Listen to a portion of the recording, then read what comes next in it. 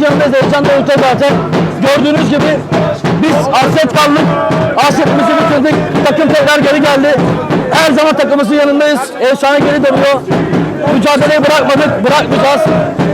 Her zaman takımımızın yanındayız. Keşan Spor neredeyse biz oradayız. Bu değil aslında. Ama yapacak bir şey yok. Takım tekrar sahada. Efsane geri döndü. Bizim kategorimiz değil ama yapacak bir şey yok. Sokakta oynasak altında tekrar biz takımımızı destekleriz. Her zaman gibi takımımızın yanındayız. Hiçbir zaman yanlış bırakmadık. Hala takımımızın arkasındayız. Dediğimiz gibi sokakta oynasa kaldırımda destekleriz. Efsane tekrar geri geldi. Bizim için hiç önemli değil. Her zaman biz takımımızın arkasındayız.